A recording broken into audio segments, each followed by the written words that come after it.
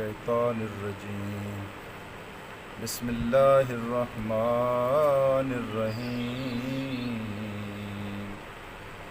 ولا تركنوا إلى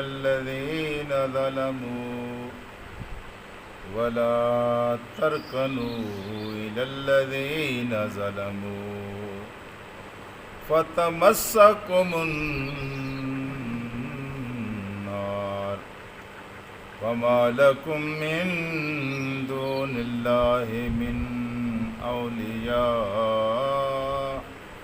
ثم لا تنصرون صدق اللہ العلی العظیم۔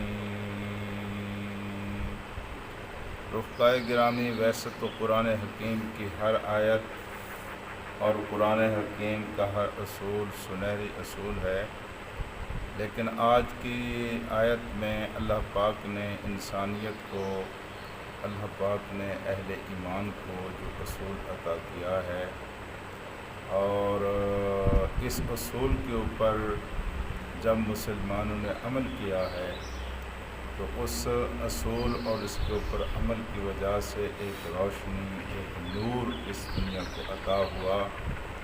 اور سچی بات یہ ہے کہ آج اس نور کی روشنی میں چل کر ہم اس قابل ہوئے ہیں کہ ہم مسجد میں آئے بیٹھے ہیں، ہم کلمہ پڑھتے ہیں، ہم مسلمان ہیں۔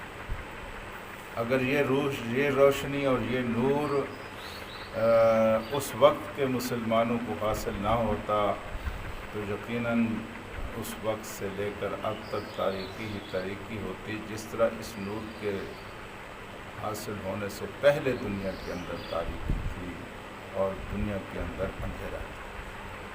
میرے دوستو، یہ نور یہ ہے کہ وَلَا تَرْكَنُوا إِلَى الَّذِينَ ظَلَمُوا، ظلم کی طرف لفنا بھی نہیں ہے، جھکنا بھی نہیں ہے۔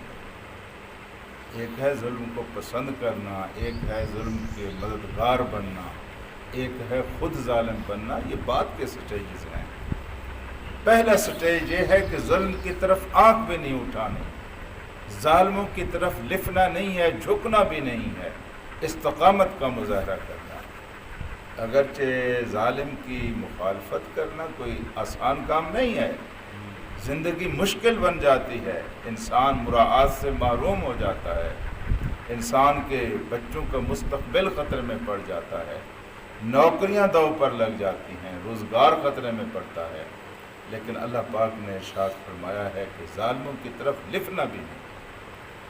ظلم جس دائرے میں ہو وہ روشنی سے دور ایک اندھیرا ہے۔ چاہے ایک استاد اپنے شاگرد پر ظلم کر رہا ہو، چاہے ایک والد اپنے بچوں پر ظلم کر رہا ہو، چاہے ایک ساس اپنی بہو پر ظلم کر رہی ہو، چاہے معاشرے کے اندر کوئی بڑا آدمی طاقت و اقتدار کے بلبوتے پر معاشرے کے کمزور انسانوں پر ظلم کر رہا ہو، چاہے کوئی وقت کا بادشاہ اپنی رعایت پر ظلم کر رہا ہو، اپنی رعایت پر ظلم کر رہا ہو، ظلم جس دائرے میں بھی ہے اللہ پاک نے اس کو ناپسند کیا ہے، اور جس دائرے میں ہے اللہ تعالیٰ نے اس کو کیا کہا ہے؟ اندھیرا کہا ہے، اس کو کیا کہا ہے؟ آگ کہا ہے۔ اس وقت پوری انسانیت اس آگ میں جھلس رہی ہے، اس لیے کہ مشرق سے مغرب تک ظلم کی حکمرانی، ظلم چھایا ہوا ہے، زندگی کے ہر دائرے میں ظلم چھایا ہوا ہے، اور اس ظلم سے جب تک انسان اپنے آپ کو بچاتا نہیں ہے اس وقت تک اس کو روشنی حاصل نہیں ہوگی اور اس کو نور نصیب نہیں ہوگا۔ شاہ محدث دہلوی کے بارے میں کہتے ہیں کہ ان کو ایک دفعہ کشف ہوا تھا۔ کشف کس طرح ہوا تھا کہ لوگوں نے کہا کہ ہمارے محلے کا ایک انسان ہے اور وہ مر رہا ہے لیکن اس کی جان نہیں نکل رہی، یعنی سکرات کا عالم طویل ہو گیا ہے، اس کی حالت بہت اذیت ناک ہے، بہت کرب میں مبتلا ہے۔ تو یہ کہتے ہیں کہ میں وہاں گیا اور میں نے وہاں اللہ تبارک و تعالیٰ سے دعا کی کہ اللہ اس کے حال کو میرے اوپر کھول دے۔ خود بیان کرتے ہیں اس کے حال کو، کیوں اس کیفیت میں یہ مبتلا ہے، اس کو میرے اوپر کھول دے۔ تو وہ کہتے ہیں جب میں نے اللہ پاک سے دعا کی تو اس کے حالات میرے سامنے کھلے، تو مجھے معلوم ہوا کہ یہ وہ شخص تھا جو ہندوؤں کے ساتھ رہ رہا تھا. ایک ہوتی ہے رواداری، دوسرا ہوتا ہے کہ اس کلچر اور اس تہذیب کے اندر اپنے آپ کو گم کر دینا. بس میں آپ کے ساتھ ہوں سو آپ کے ساتھ ہوں، نام کا مسلمان تھا، باقی ساری حرکتیں ہندو جیسی تھیں. تو اس وجہ سے اللہ تبارک و تعالیٰ نے اس کو یہ سزا دی تھی. پھر کہتے ہیں کہ میں نے دوسرا دعا اللہ تعالیٰ سے یہ کی کہ اللہ تبارک و تعالیٰ کہ اب مجھے یہ بتا کہ اس کے اندر کوئی ایمان بھی ہے اور میں اس کا جنازہ پڑھا سکتا ہوں یا نہیں پڑھا سکتا. تو پھر مجھے معلوم ہوا کہ ابھی اس کے دل کے اندر ایمان کا ایک جز موجود ہے، اس لیے اس کا جنازہ اب پڑھایا جا سکتا ہے.